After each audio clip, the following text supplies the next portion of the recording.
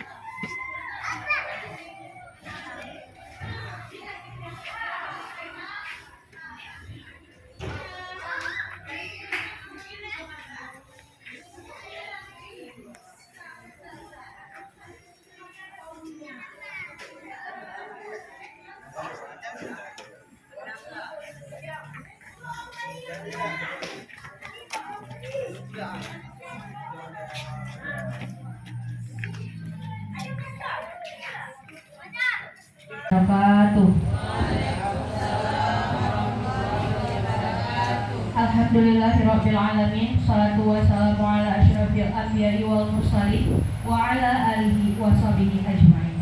Puji dan syukur marilah sama-sama kita panjatkan kehadiran Allah Subhanahu wa taala, di mana dengan rahmat dan karunia-Nya sehingga kita bisa berkumpul pada hari ini dalam acara seminar tentang pendidikan guru penggerak Angkatan 8 Aceh Barat. Yang terhormat Kepala Sekolah SLB Negeri Melabuh Bapak Ibrahim SPD, yang terhormat pemateri Guru Penggerak Angkatan 8 Bapak Misran SPD, yang terhormat seluruh Bapak dan Ibu Guru serta Tendik SLB Negeri Melabuh. Untuk memberkahi acara kita pada hari ini, marilah sama-sama kita dengarkan pembacaan ayat suci Al-Quran yang akan dibacakan oleh Ananda Firmansyah. Kepada Ananda Firmansyah kami persilakan.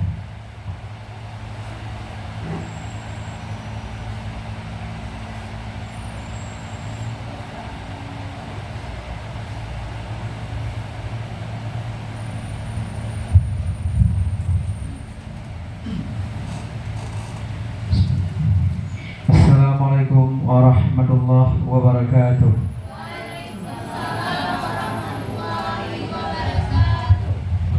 A'udzu billahi minasy syaithanir rajim.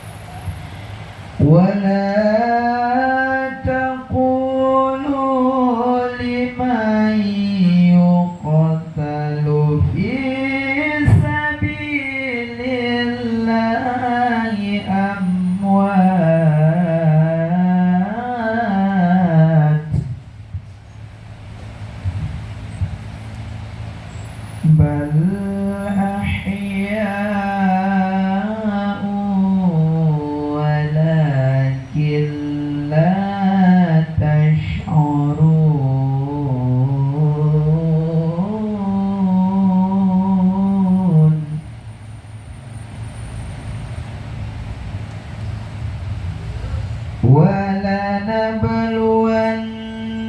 ولنبلونكم بشيء من الخوف والجوع ونقص من الأموال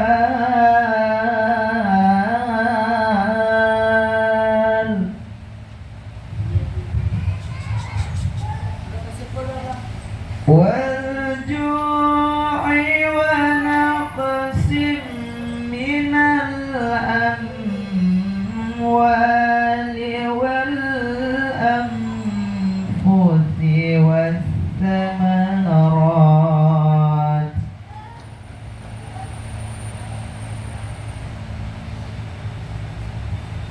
وبشر الصابرين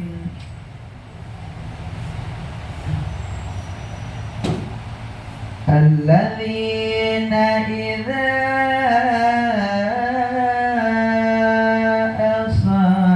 أصابتهم مصيبة قالوا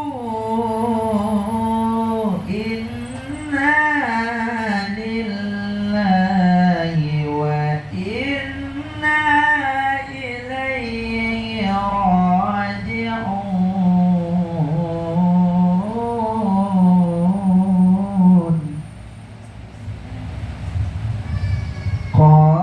قالوا إنا لله وإنا إليه راجعون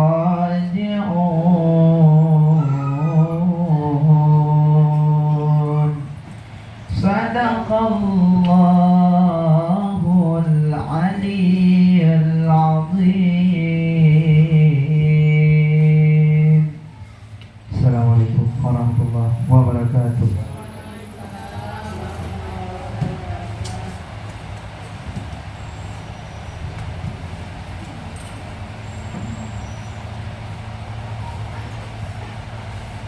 Terima kasih kepada Ananda Firmansyah. Selanjutnya, arahan dan bimbingan dari Kepala Sekolah SLB Negeri Melabuh oleh Bapak Ibrahim SPD. Kepada Bapak kami silakan.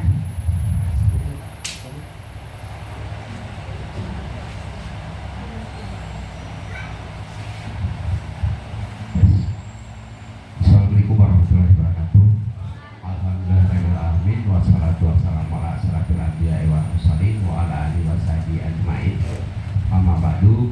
Pertama sekali mari kita ucapkan puji dan syukur kepada Allah Subhanahu wa taala yang mana pada siang hari yang berbahagia ini kita masih diberikan kesehatan, lapangan sehingga bisa melaksanakan tugas dan bisa mengikuti diseminasi yang nanti akan disampaikan oleh Bapak Isran.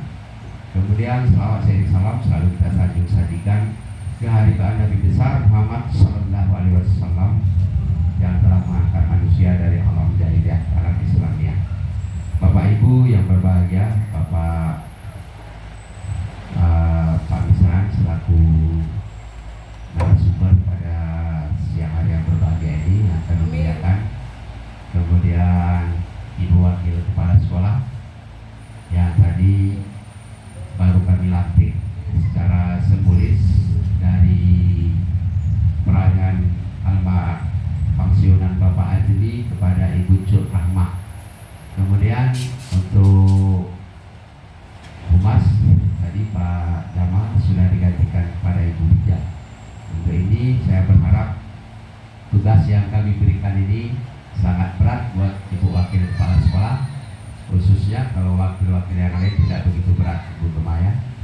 Bapak Ibu yang berbahagia, terima kasih untuk buatnya Pak Misran yang nantinya akan menyampaikan seperti apa sejarah atau filosofi supaya Pak Misran ini bisa menjadi guru penggerak dan apa yang dilakukan mungkin hari ini akan disampaikan. Dalam hal ini Bapak narasumber yang kami muliakan, kami tidak dapat memberikan yang terbaik di dalam ruangan ini karena ruangan kami ini sejak direhab belum ada lampunya, sudah 2 bulan lebih ya, karena mungkin inilah pekerjaan dari orang-orang yang sangat kita banggakan di Dinas Pendidikan ataupun Petro. Untuk itu Pak Misran, kami atas nama Kepala Sekolah khususnya beserta Dewan Guru mengucapkan terima kasih dalam hal ini. Kemudian saya berharap kepada Dewan Guru untuk sejenak dan ketika Bapak menyampaikan, kita diam di tempat untuk mendengarkan apa yang akan disampaikan untuk siang hari yang berbahagia ini. Ada yang baiknya nanti kita bawa ke rumah, yang jeleknya kita simpan di SLB Negeri Kebayakan. Demikian Pak Misran sambutan dari saya. Mohon maaf atas segala kekurangan. Saya akhiri dengan bila taufiq wal hidayah. Assalamualaikum warahmatullahi wabarakatuh.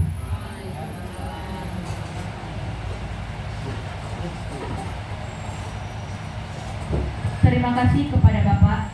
Selanjutnya penyampaian materi oleh CGP Angkatan 8 Aceh Barat, yaitu Bapak Misran SPD. Kepada Bapak dipersilakan.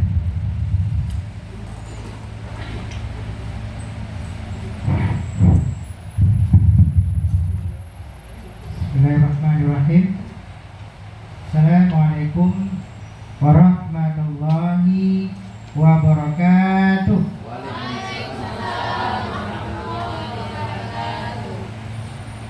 Alhamdulillahirabbil alamin. Wassalatu wassalamu ala asyrafil anbiya'i wal mursalin wa ala alihi wa sahbihi ajma'in. Syukur alhamdulillah, sama-sama kita panjatkan puja dan puji kehadirat Allah Subhanahu wa taala, yang mana pada hari ini, pada kesempatan hari ini, kita masih dapat diberikan umur panjang, kesehatan, sehingga masih dapat berkumpul, bertatap muka di ruang yang berbahagia ini. Selawat beriring salam yang tidak pernah bosannya kepada baginda Rasulullah Sallallahu Alaihi Wasallam, yang sampai saat ini masih kita rasakan rahmat dan hidayahnya. Kalaulah beliau tidak ada, tidak diutuskan ke dunia ini, barangkali kita semua tidak dapat merasakan nikmat hidup yang sebagaimana yang kita rasakan sekarang ini. Oleh karena itu, mari kita hantarkan selawat kita sebanyak-banyaknya kepada baginda Muhammad sallallahu alaihi wasallam yang telah merubah corak hidup manusia dari zaman jahiliyah kepada zaman sebagaimana yang kita rasakan saat ini. Penghormatan kami pertama sekali kepada Bapak Kepala Sekolah yang telah meluangkan waktunya bersama kami di sini dalam rangka acara diseminasi atau dalam rangka seminar yang sudah kami dapatkan pada guru penggerak di angkatan 8 ini. Kemudian yang kami hormati juga Bapak Bendahara yang juga turut hadir pada hari ini. Yang kami hormati Bapak dan Ibu semua wakaf dan semua yang sudah hadir pada hari ini. Mudah-mudahan Allah melimpahkan rahmat kepada kita sehingga apa yang kita laksanakan hari ini menjadi satu amal ibadah kita dan menjadi satu ilmu baru kita kepada kita semuanya. dan Ibu semuanya, perlu saya sampaikan pada hari ini, saya bukanlah menjadi seorang tutor pada hari ini, dan saya juga bukan menjadi seorang penasehat pada Bapak dan Ibu hari ini. Namun barangkali saya akan menyampaikan beberapa hal yang pernah kami belajar, yang dalam sekarang ini kita masih dalam tahap pembelajaran pada guru penggerak angkatan ke-8 Kabupaten Aceh Barat. Dari kami yang terdiri saat ini dari semenjak guru TK, guru SMP, guru SD, guru SMP, guru SMK, guru SMA, dan juga termasuklah kita salah satunya di Aceh Barat, guru SLB Negeri Melabuh. Mudah-mudahan apa yang nanti yang akan saya sampaikan ini menjadi feedback di antara kita nanti, menjadi salah satu ilmu yang nanti bisa kita terapkan di pada pembelajaran dan pada di kelas kita nanti. Dan ini saya juga berharap ada timbal balik dari Bapak dan Ibu. Artinya nanti ada pertanyaan-pertanyaan yang barangkali apa yang penyampaian saya nanti tidak ada yang memang ingin ditanyakan, ini dipersilahkan. Mungkin dengan cara mengacungkan tangan, itu salah satunya untuk mungkin bisa kita berikan waktu untuk bertanya. Mungkin segitu saja. Nah, pada hari ini mungkin sebagaimana Pak pada layar di sini, mungkin saya nggak perlu lagi memperkenalkan diri. Bapak Ibu sudah tahu nama saya Misran, juga bertugas di kelas kembali dulunya yang saya sampaikan ini di kelas 2. Dan sebagai tugas baru saya di kelas 3 SMA. Tapi ini materi yang kita sampaikan di kelas 2 kemarin, dan bisa juga untuk secara keseluruhan. Sebelum saya sampaikan juga perlu saya berikan gambaran bahwa yang akan saya sampaikan ini nanti barangkali sudah Bapak Ibu lakukan. Namun mungkin perlu ada satu jalan, ya, jalan yang kita tempuh untuk ke SLB Negeri Melabuh ini banyak jalan, namun jalannya berbeda-beda. Nah, ini mungkin yang kita sampaikan. Nah, diseminasi yang hari ini pembahasan kita, yang pertama adalah mengenai filosofi pendidikan Ki Hajar Dewantara. Kita tahu siapakah Ki Hajar Dewantara itu. Ada yang kenal Bapak dan Ibu semuanya? Siapa itu Ki Hajar Dewantara? Ya, Bapak Sepul? Ya, Bapak Pendidikan. Yang lain?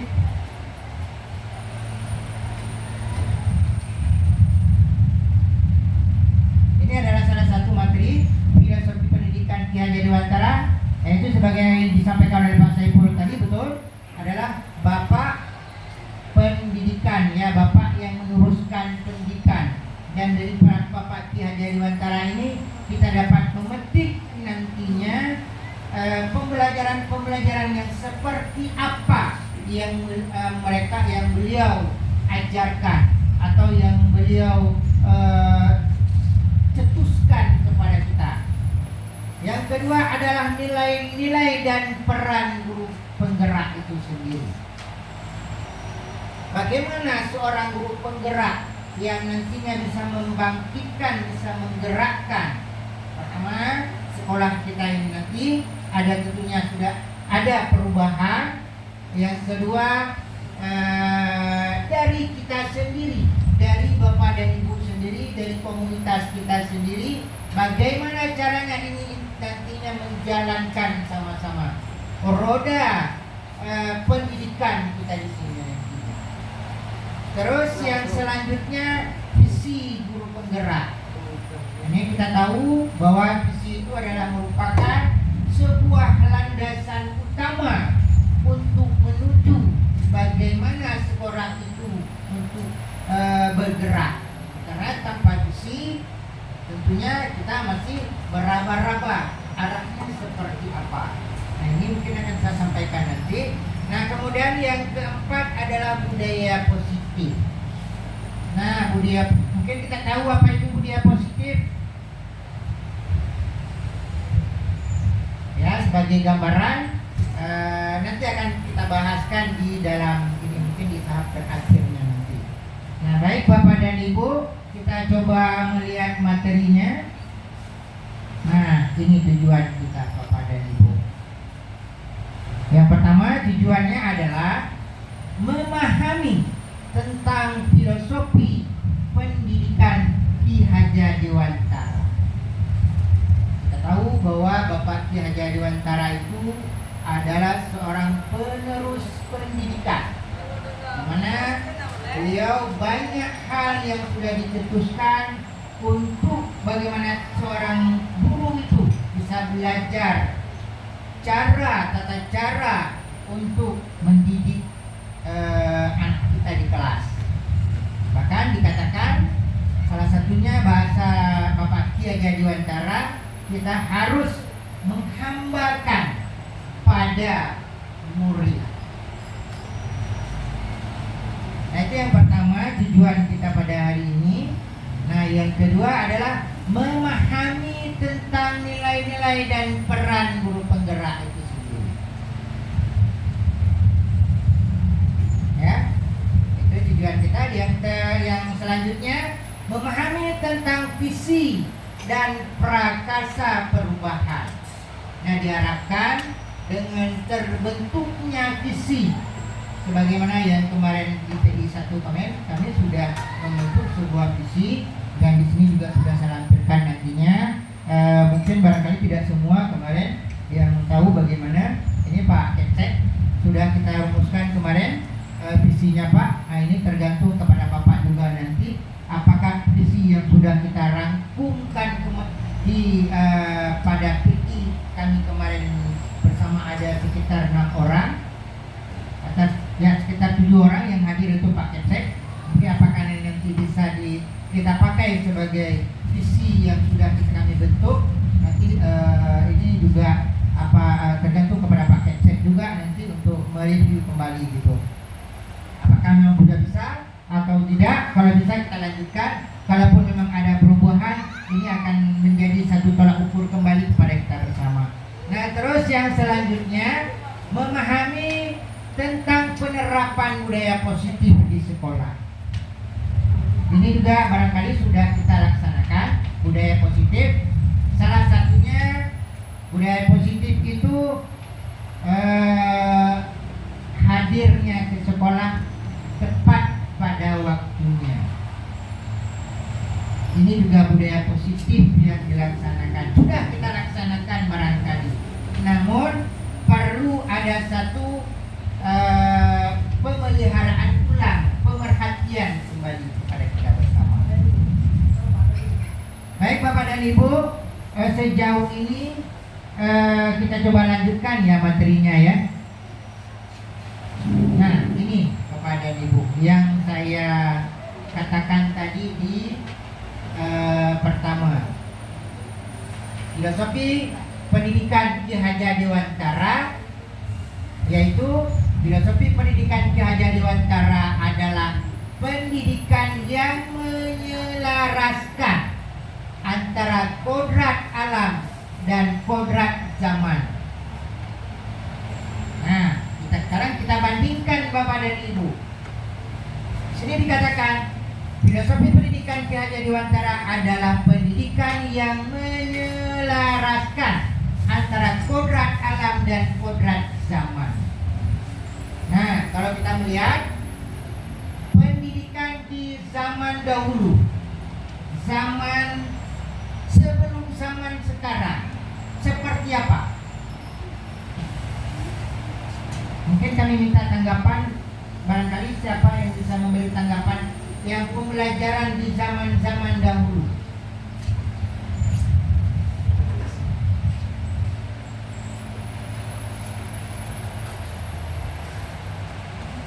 Mungkin Bapak, Pak Rahim, ya.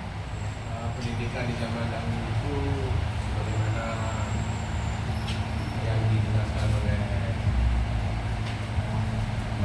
Ki Hajar Dewantara, pendidikan zaman dahulu, pendidikan Ingarso Sungkulodo. Artinya kita di depan, kita yang memberikan teladan. Guru di depan, guru yang memberikan teladan. Teladan itu bermacam-macam. Ada teladan secara psikologi, pengetahuan, dan ada juga teladan secara fisiologi, tata krama kita. Nah, itu yang pertama. Kemudian yang kedua, Ingarso, yang pertama tadi Ingarso Sungtulodo, Ingarso Mangunkarso. Nah, itu artinya Ingmadio Mangunkarso, ya. Ingmadio Mangunkarso artinya guru dan murid itu bersama-sama, seiring sejalan untuk membangun pendidikan. Kemudian yang terakhir, Tun Muri Handayani, guru di belakang, murid di depan. Artinya murid itu dimajukan, karakteristiknya, pengetahuannya, guru sebagai sebagai pemacu daripada untuk supaya murid itu bisa maju. Nah, itu yang maju. Kalau zaman sekarang, sebagaimana yang digambarkan ini tadi, murid yang harus maju sama seperti yang ketiga tadi yang saya katakan, Tun Muri Handayani. Nah, itu dia. Jadi itulah penjelasan pendidikan zaman sekarang dan zaman dulu dan zaman sekarang. Jadi kalau dulu itu lebih berpusat kepada murid guru. Kalau zaman sekarang kalau gurunya ketinggalan iptek, anak-anak yang luar maju. Nah, itu aja bedanya. Kalau dulu memang belum ada iptek, jadi guru kalau tidak pintar mencari ilmu, tidak bisa memberikan ilmu pada anak-anak, karena memang guru sebagai teladan di depan. Demikian dari saya, lebih dan kurang saya mohon maaf. Saya beri assalamualaikum warahmatullahi wabarakatuh. Benar ya. Ada yang lain yang ingin menanggapi tentang pendidikan yang menyelaraskan antara kodrat alam dan kodrat zaman sekarang?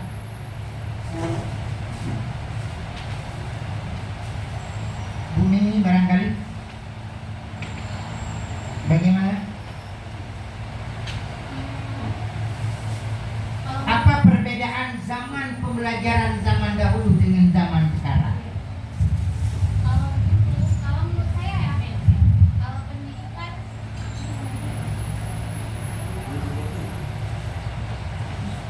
kalau pada zaman saya dulu, apalagi pada saat saya sekolah dulu, kan itu guru itu harus memberikan pelajaran full. Tapi kalau pendidikan sekarang, guru dan siswa itu dituntut sama-sama aktif. Bahkan guru bisa saja sekarang kan ada buku kerja lembaran siswa ya. Nah, cuma guru menyerahkan ini dari halaman ini tolong dikerjakan ya nak. Nah, kalau di situ berarti kita bisa menilai bahwasanya pembelajaran sekarang itu lebih aktif anak-anaknya. Dan guru pun seperti Pak Rahim bilang tadi, kalau guru itu tidak sepintar guru di zaman sekarang, maka otomatis anak akan lebih maju. Itu pun bermasalah juga. Makanya di sini dituntut guru harus lebih berdominasi atau harus lebih tampil dari siswanya sendiri. Itu menurut saya.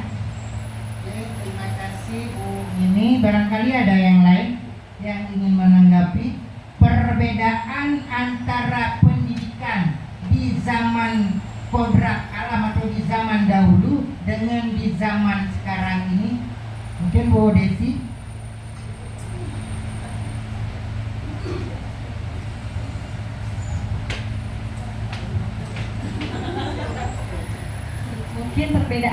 kalau zaman dahulu itu tidak ada teknologi. Kalau sekarang kan kita kan sudah banyak teknologi. Dulu kan kita hanya berpedoman kepada buku saja. Kalau dulu, sekarang kita selain buku juga ada yang namanya HP, komputer, kan disitu kan segala informasi ataupun pelajaran bisa kita dapatkan. Seperti itu. Terima kasih. Oke, terima kasih dari Bu Desi yang sudah memberikan perbedaannya tadi sama Bu Mimi dan juga Pak Rahim. Barangkali ada yang lain? Ada yang lain yang ingin Bu Riza? Udah, oke. Baik, Bapak dan Ibu. Kita lanjut ya. Oke, kita lanjut. Ya, benar sekali yang sudah Bapak Ibu berikan tadi penyataannya bahwa pendidikan di zaman dahulu dengan zaman sekarang itu jauh lebih berbeda. Kalau di zaman kita di sini yang menyelaraskan antara kodrat alam dan kodrat zaman. Kalau yang dulunya itu masih belajar pakai bisa jadi kalau malam itu belajar dengan tidak ada lampu, ya. Itu kan tidak ada lampu, pakai lampu teplok. Nah, itu juga yang cukup membedakan, ya. Selain yang sudah Bapak Ibu katakan tadi. Kemudian kalau di zaman sekarang belajarnya bisa lebih mudah ketimbang zaman dahulu. Kalau zaman dahulu itu bisa dengan hanya memprioritaskan lewat buku saja. Tapi kalau zaman sekarang itu bisa lewat HP saja sudah bisa. Namanya juga zaman sudah serba canggih. Oke Bapak dan Ibu, kita coba lanjutkan. Agar dapat mencapai kebahagiaan dan keselamatan yang setinggi-tingginya. Nah, ini yang perlu dicapai Bapak dan Ibu. Jadi dengan perbedaan yang dulu dengan yang sekarang itu jauh lebih berbeda. Yang intinya pada tahap terakhir, bagaimana seorang guru itu bisa mencapaikan prestasi anak setinggi-tingginya. Pertanyaannya, apakah di zaman dahulu tidak pernah mencapai prestasi?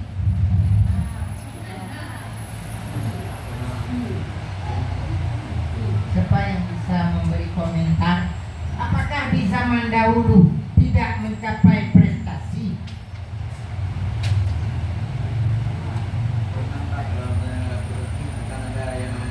Oke, coba Firman. Pernah Pak. Kalau misalnya zaman dahulu kalau nggak ada prestasi nggak ada yang namanya guru atau dewan guru. Ya, ini anak kami dari tunanetra ya. Jadi kalau tidak ada guru tidak ada. Kalau nggak ada prestasi nggak ada guru ya. Oke, ada yang lain? Mungkin Pak Saiful?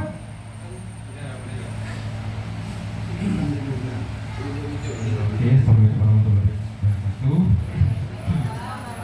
Mungkin kalau bisa kita bilang mungkin seperti Ibu Desi juga bahwa zaman dahulu kita terbatas pada guru, bahwa pemateri guru yang memberikan materi adalah guru juga. Jadi anak-anak lebih berfokus pada guru ceritanya. Nah sekarang kan zaman sudah berubah, teknologi makin canggih sehingga anak dapat mengakses segala macam bentuk pembelajaran ataupun pengetahuan itu bebas. Contohnya ada Mbah Google, kita bisa nanya apa aja di situ bakalan terjawab.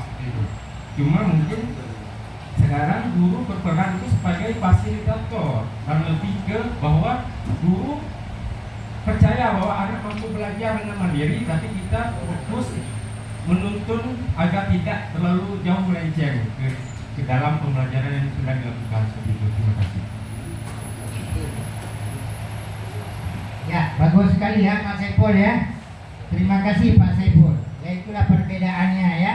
Ya mudah-mudahan kita yang ada di sini menjadi salah satu generasi penerus bangsa yang bisa menjadikan anak-anak kita ini menjadi anak-anak emas kita ini menjadi orang-orang yang mencapai prestasi yang gemilang di masa yang akan datang. Oke, kita lanjutkan ya Bapak dan Ibu. Pendidikan menghamba pada anak.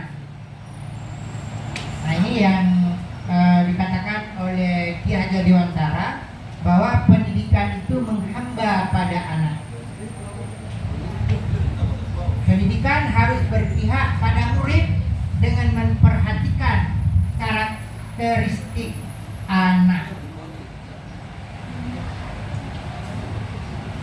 Barangkali ada yang bisa memberi tanggapan? Pendidikan seperti apa pendidikan yang menghambakan pada anak?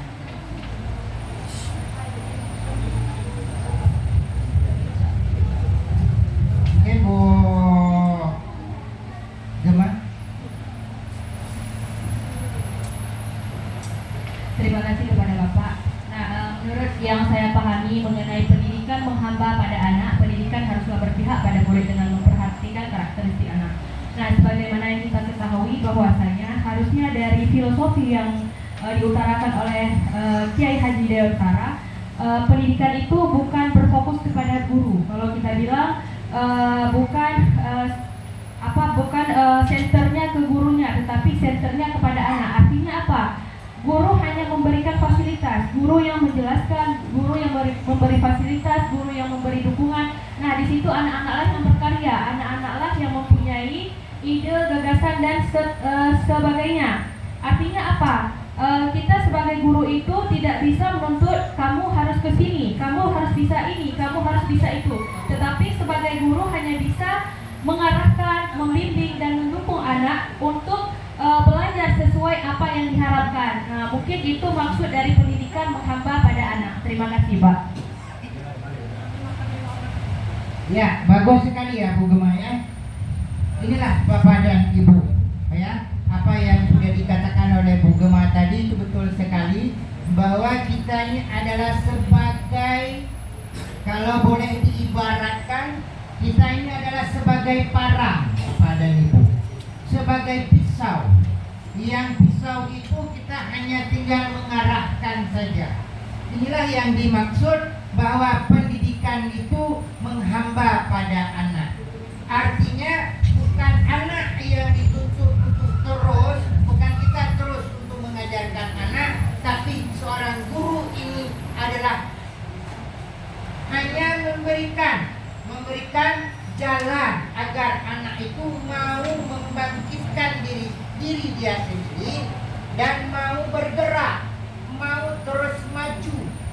Contoh, misalnya kita membawa sebuah gambar ya kepada anak-anak kita, yang barangkali anak-anak kita ada sebagian anak-anak emas kita yang suka menggambar. Nah, gambar itu kita nampakkan kepada anak. Nah, kira-kira anak ini mau ngecatnya warna apa? Guru hanya memberikan, ini adalah sebuah mobil ini warna apa anak-anak? Dan gambar yang diberikan itu tidak ada warna.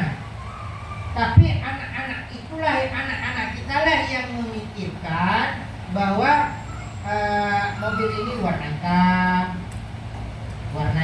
mobil ini warna merah, barangkali dicampur dengan warna-warna yang lain yang nantinya bisa terpadu dan bisa indah warnanya, atau juga bunga yang suka dengan bunga. Nah, seorang guru hanya memberikan jalan, memberikan bagaimana seorang anak itu bisa dia berpikir bahwa oh ini dengan warna ini yang lebih cantik, atau dengan warna ini yang lebih cocok. Nah, seperti itu Bapak dan Ibu.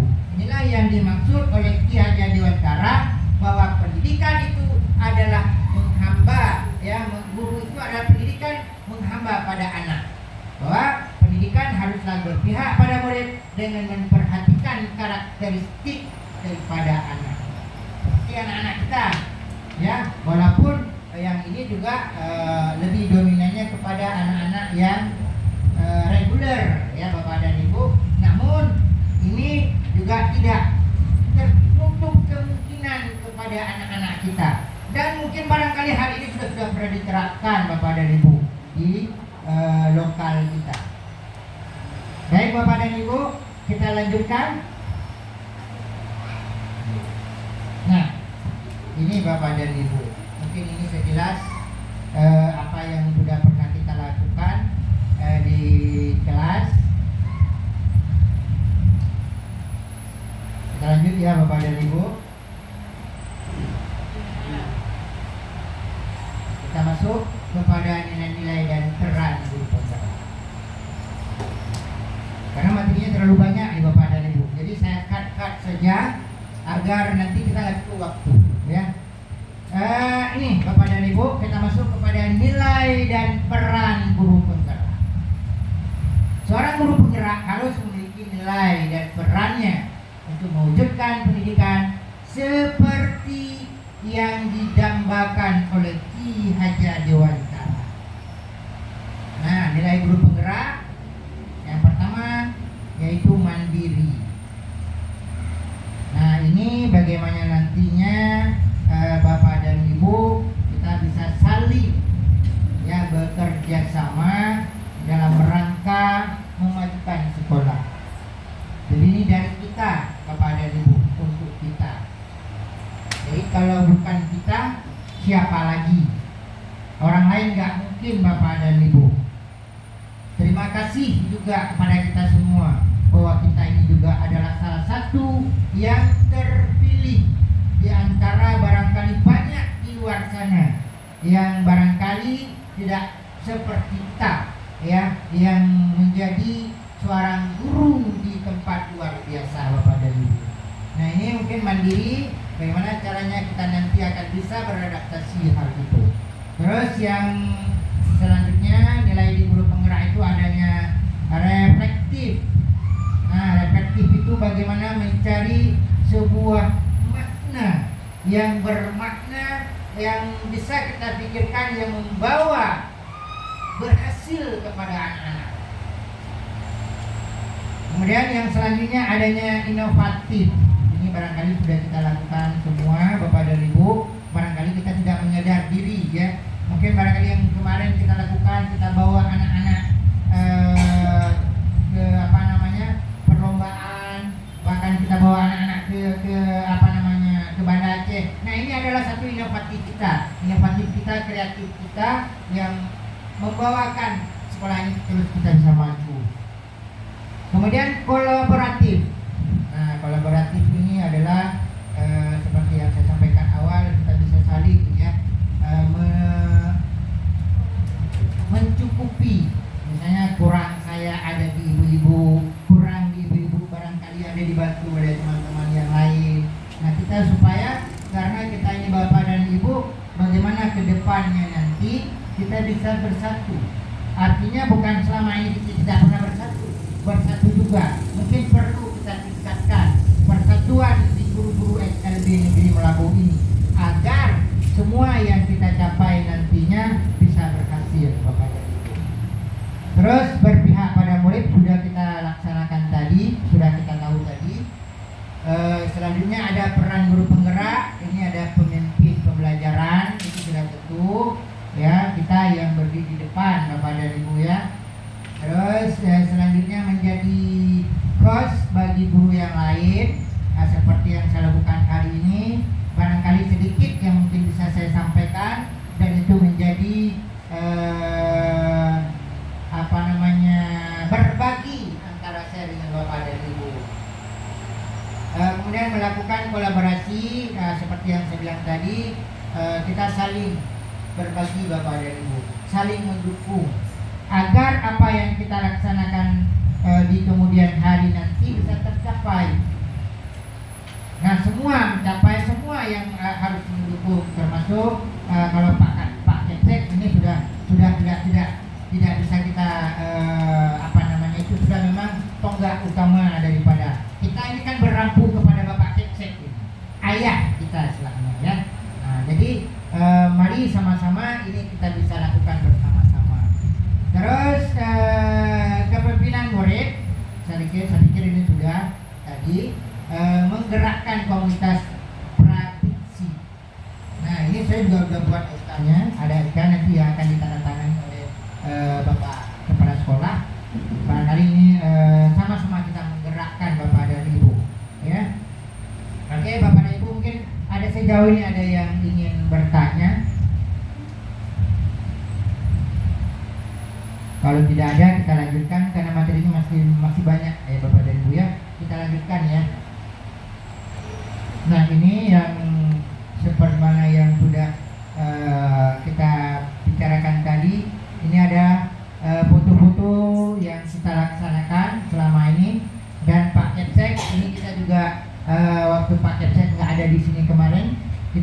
laksanakan visi di ini fotonya, dan ini juga presentasi saya kemarin di ruangan Waka. Mungkin tidak semua ikut ya, dan yang sana juga kita sudah laksanakan yang kemarin itu. Dan ini adalah kami yang sedang mengikuti guru penggerak, dan kami ada 27 orang semuanya, ada di tingkat TK, ada SD, ada SMP, ada SMA, ada SMK, dan juga saya sendiri dari SLB. Kebetulan dari SLB cuma 1 orang ya, dan mungkin di daerah-daerah lain juga masih juga kurang Bapak dan Ibu. Kita lanjut Bapak dan Ibu. Nah, ini juga pembelajaran yang kita lakukan terhadap visi guru penggerak. Kemarin sudah saya sampaikan, barangkali saya ulang sedikit. Di dalam visi itu ada terkandung nantinya ada 6 poin. Sini ada 4 ya, sebenarnya ada 6 nantinya. Yang pertama itu adanya harapan Bapak dan Ibu. Nah, bagaimana harapan kita? Harapan kita ke depan seperti apa? Mungkin di sini bukan bisa saya minta tanggapan dari Bapak dan Ibu. Kita ingin jadikan seperti apa anak kita nanti ke depan? Ada yang ingin memberikan tanggapan mengenai dengan harapan kita? Anak-anak kita ini kita mau jadikan apa mereka nanti?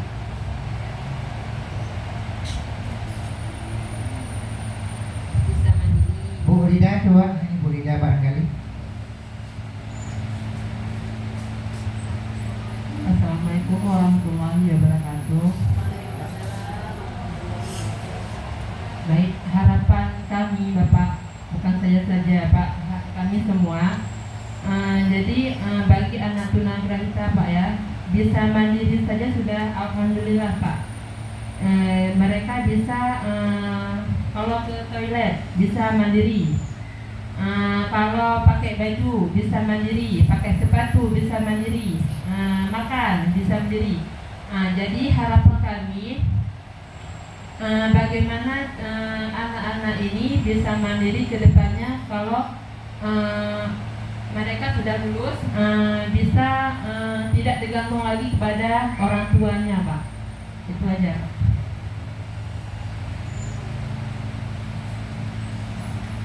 Baik Bapak dan Ibu, terima kasih Bu Rida, cukup bagus tanggapannya, impian harapannya.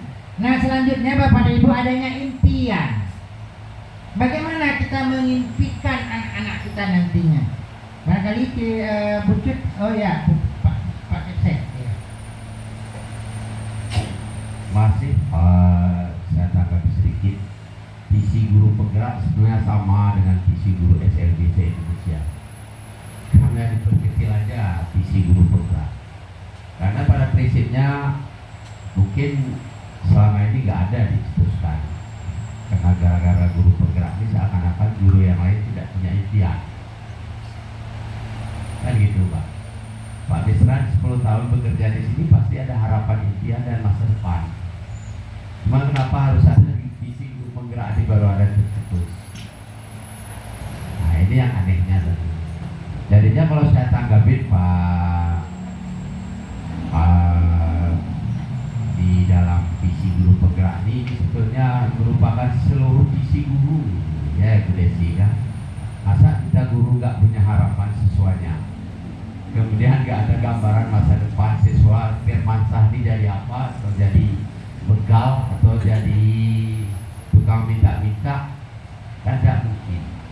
Jadinya kalau ini saya kira Pak Isran harapan, impian, kemudian doa, kemudian gambaran masa depan, ada 2 lagi yang belum Bapak sampaikan. Mungkin 2 itu di bawah telapak tangan atau di bawah miskomunikasi, saya nggak lihat. Tapi pada prinsipnya dari kami guru satu kepala sekolah, saya ada 1 kepala sekolah, visi kepala sekolah SLB melakukan gitu. Misalnya harapan saya pertama guru bisa disiplin, kemudian kerjasama guru yang baik. Impian saya biar guru SLB Melabung berprestasi di tingkat nasional. Kemudian gambaran masa depan guru SLB Melabung bisa jadi kepala sekolah seluruh Aceh Barat. Begitu kira-kira. Tapi menurut Bapak selaku guru penggerak, harapan dan impian Bapak untuk SLB Melabuh ini seperti apa? Mohon disampaikan. Terima kasih. Terima kasih Pak Kepsek. Cukup bagus ya. Baik Bapak dan Ibu. Nah, kalau dimintakan pendapat saya ya, mungkin sama seperti harapannya Bapak Kepsek juga, tidak jauhnya.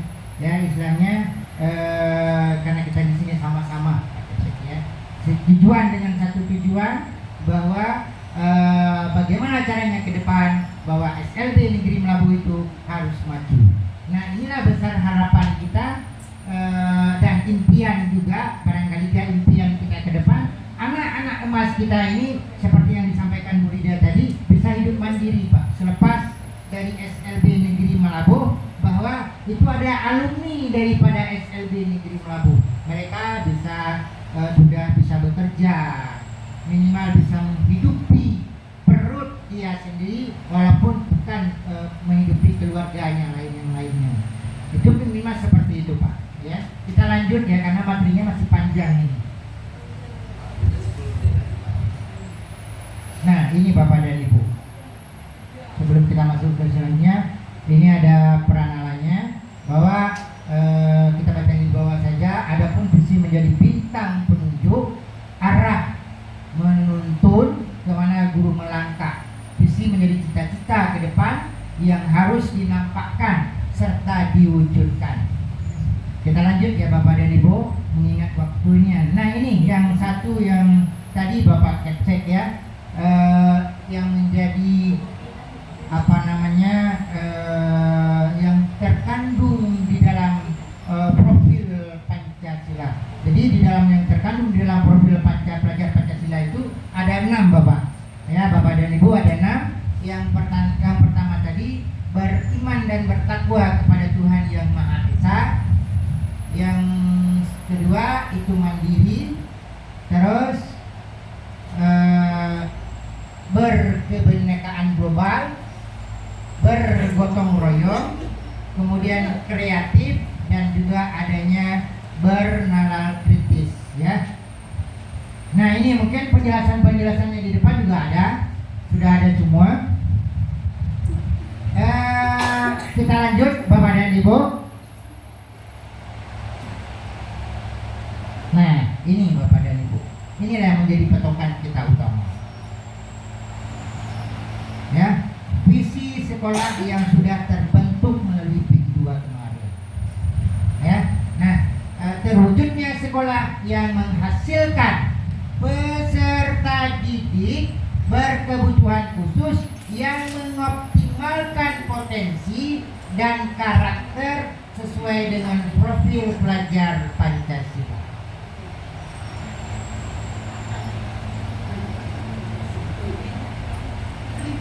Nah, ada yang ingin bertanya tentang ini, kenapa jadi seperti ini?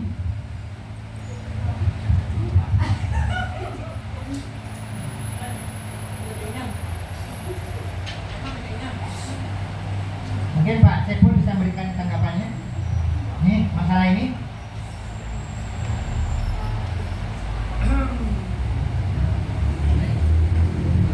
Ada yang ingin bertanya mengenai dengan ini?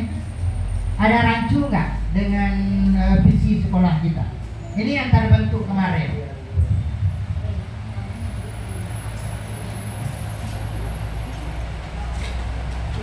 Mungkin Pak Hasbana, ada yang ingin ditanggapi Pak Hasbana sesuai dengan visi yang dulu? Visi yang dulu dan sesuai dengan situasi kita. Tapi ini karena sudah ada ini apa sekarang ada Pak. Ketiga, ini apa? Belajar Merdeka. Belajar Merdeka sekarang mungkin itu sudah diadopsi dari tujuan pendidikan khusus dari tahun-tahun yang sebelumnya. Itu kurikulum sekarang pun dari dulu itu yang diadopsi oleh berlaku sekarang. Sekarang orang sudah semua menjadi penemuan yang dulu dikembangkan mereka, diserahkan kepada kita lagi untuk belajar lagi. Dulu nggak pernah belajar, kecuali yang baru-baru dari dulu itu baru bisa diterapkan yang gini-gini karena udah duluan itu. Kalau visi itu saya waktu mendirikan SMP itu visi itu saya sama kamu juga. Sehingga dia bilang gitu.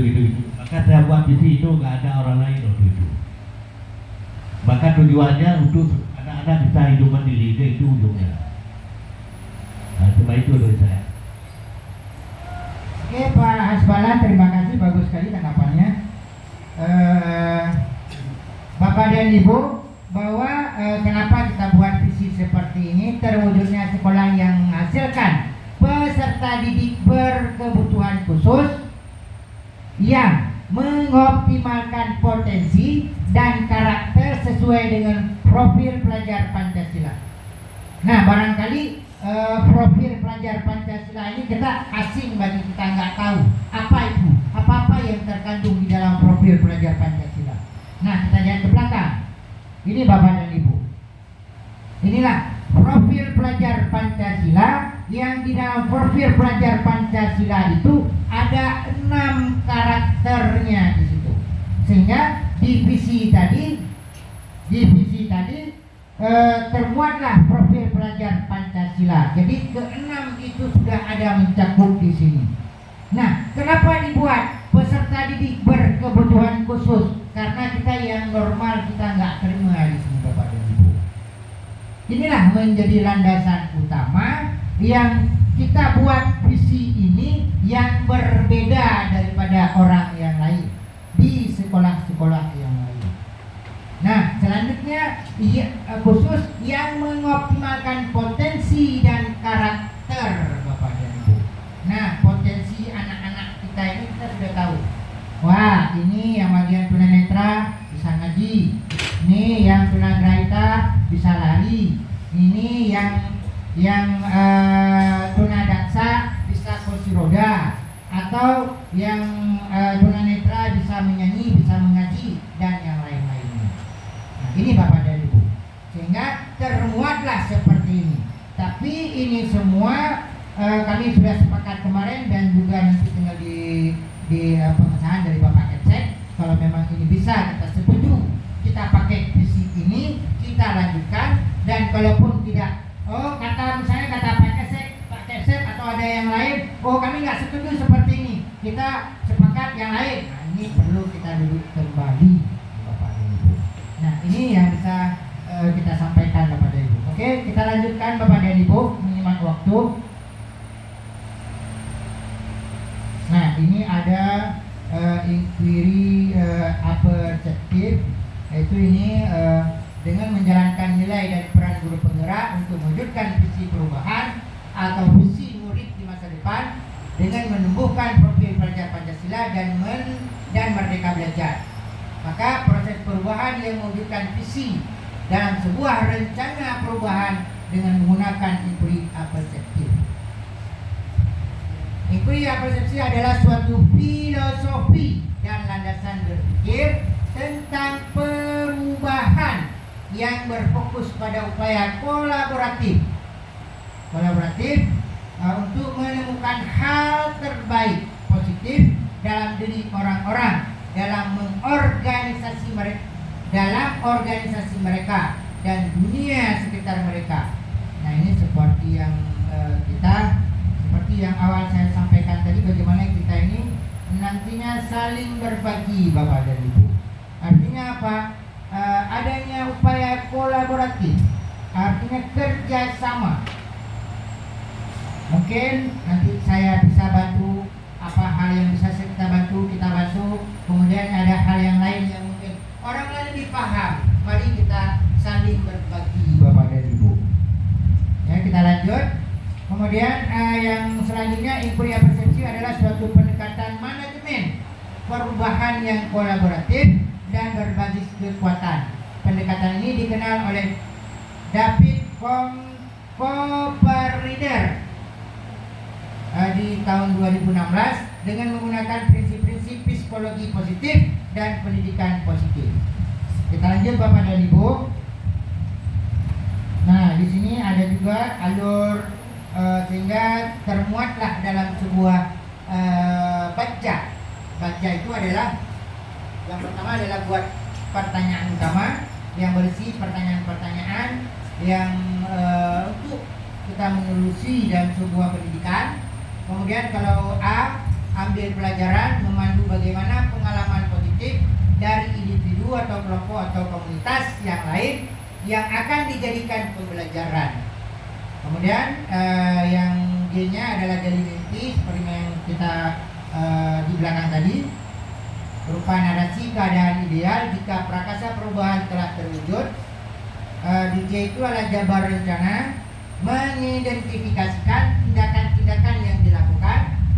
Terus yang A-nya atur eksekusi, membantu transformasi rencana dan menjadi yang nyata. Kita lanjut ya Bapak dan Ibu. Yang ini saya lewatkan saja. Ini juga saya lewatkan saja.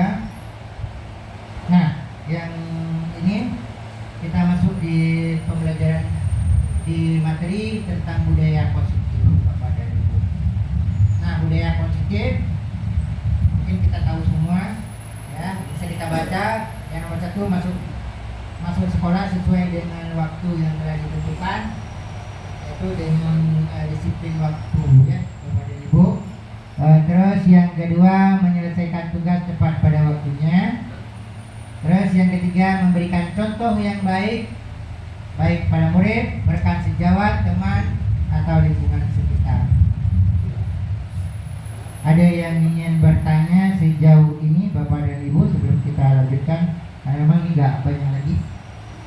Mengingat waktu juga hari ini hari Jumat. Kita lanjutkan? Oke, kita lanjutkan ya Bapak dan Ibu ya. Ini adalah segitiga registrasi. Segitiga registrasi adalah suatu proses dialog yang dijalankan oleh guru atau orang tua agar dapat menghasilkan murid yang mandiri dan bertanggung jawab. Nah, ini sudah dilakukan Bapak dan Ibu ya. Sudah pernah Bapak dan Ibu melakukan ini? Segitiga restitusi. Sudah? Bu Desi sudah pernah dilakukan? Sudah ya. Bisa diberikan contohnya Bu Desi? Ada yang bersedia memberikan contohnya? Oke, ini contohnya seperti ini Bapak dan Ibu ya. Ada sebuah kasus anak.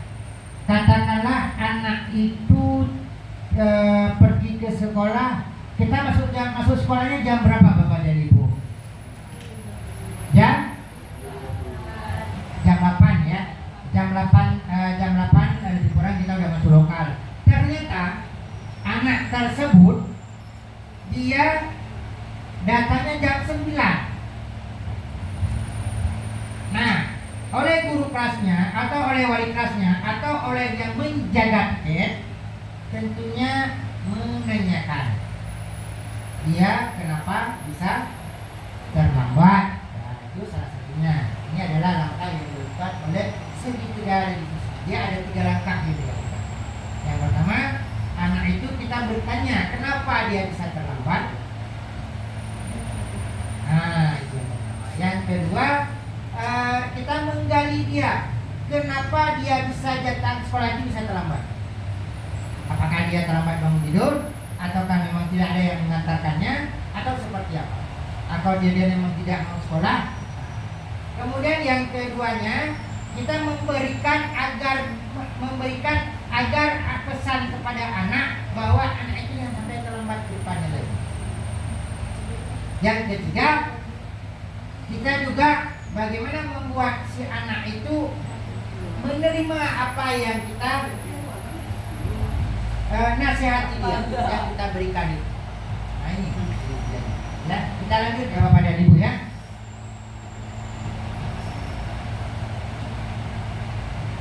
Nah ini tahapan segitiga restitusi, menstabilkan identitas. Saya bilang tadi, anaknya namanya siapa, ya kenapa, kan gitu. Nah yang ketiga, validasi tindakan yang salah. Kenapa dia bisa terlambat? Yang ketiga, menanyakan keyakinan dia. Dia mau sekolah apa enggak? Kan begitu. Mau belajar enggak dia? Oke, kita lanjut Bapak dan Ibu. Ini tahapannya menstabilkan identitas. Berbuat kesalahan adalah bagian dari proses pembelajaran. Nah, yang selanjutnya berperan menggeser identitas murid dari identitas gagal ke identitas yang sukses. Yang ketiga, jangan mengkritik murid yang sedang mengalami identitas gagal. Jangan kita begitu anak itu sudah terlambat, sudah kamu pulang saja, nggak usah sekolah lagi. Hanya mengkritik anak, ya. Jadi di dalam ini nggak boleh. Oke, kita lanjut Bapak dan Ibu. Tahap validasi tindakan yang salah.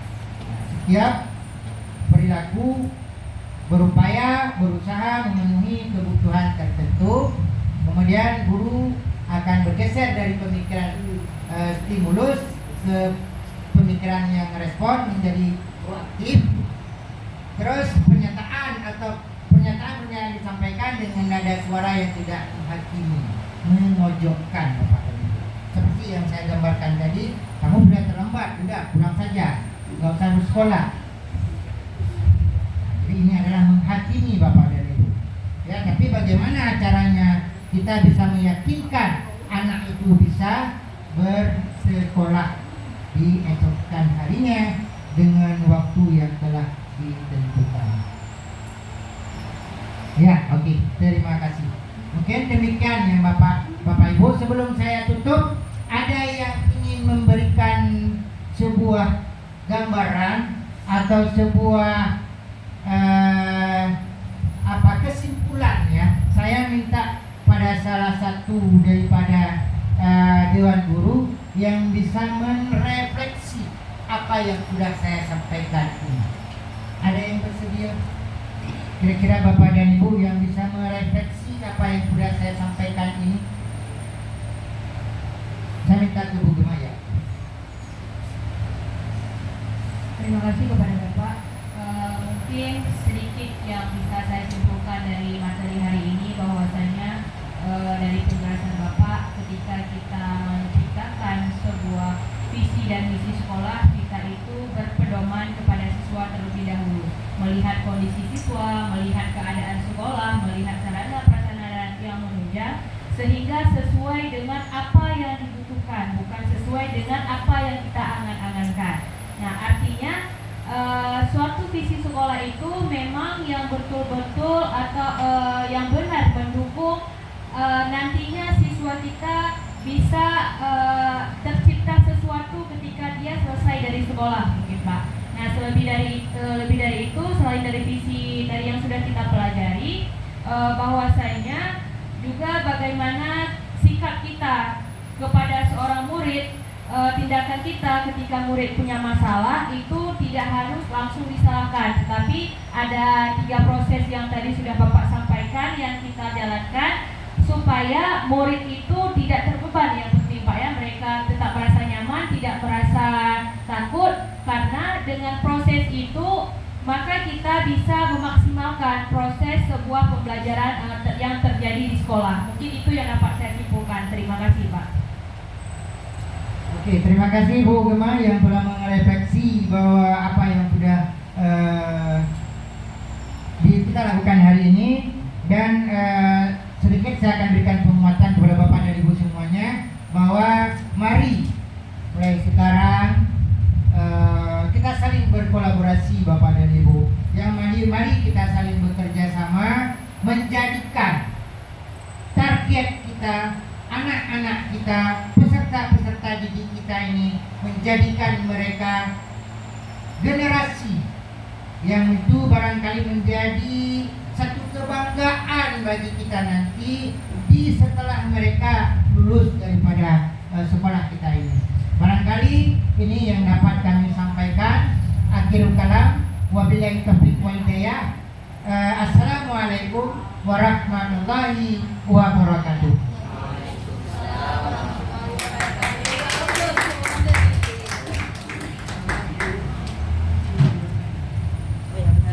Terima kasih kepada Bapak Misran selaku calon guru penggerak Angkatan 8 Kabupaten Aceh Barat.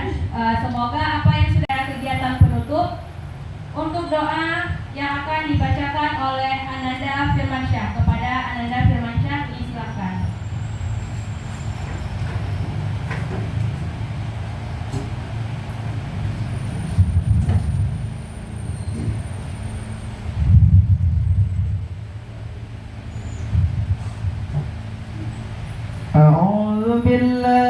من الشيطان الرجيم. بسم الله الرحمن الرحيم. الحمد لله رب العالمين حمدا يوافي نعمه ويكافئ مزيده. يا ربنا لك الحمد ولك الشكر كما ينبغي لجلال وجهك الكريم وعظيم سلطانك. اللهم احسن عاقبتنا يا الله في الأمور كلها وأجرنا من خزي الدنيا وعذاب الآخرة. اللهم إنك سلامة يا الله، سلامة في الدين والدنيا والآخرة. اللهم إنا نسألك رضاك والجنة ونعوذ بك من سخطك والنار. اللهم اغفر لنا ذنوبنا ولوالدينا وارحمهما كما ربيانا صغارا، ولجميع المسلمين والمسلمات والمؤمنين والمؤمنات الأحياء منهم والأموات برحمتك يا أرحم الراحمين. ربنا ظلمنا أنفسنا وإن لم تغفر لنا وترحمنا لنكونن من الخاسرين. ربنا آتنا في الدنيا حسنة وفي الآخرة حسنة وقنا عذاب النار. وصلى الله وسلم على النبي سيدنا محمد رسول الله أجمعين. سبحان ربك رب العزة عما يصفون وسلام على المرسلين والحمد لله رب العالمين. الفاتحة. ورحمة الله. أعوذ بالله من الشيطان الرجيم. بسم الله الرحمن الرحيم. الحمد لله رب العالمين الرحمن الرحيم مالك يوم الدين.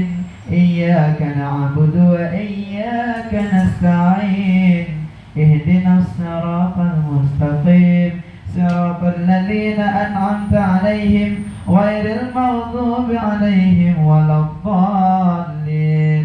آمين. Assalamualaikum warahmatullahi wabarakatuh.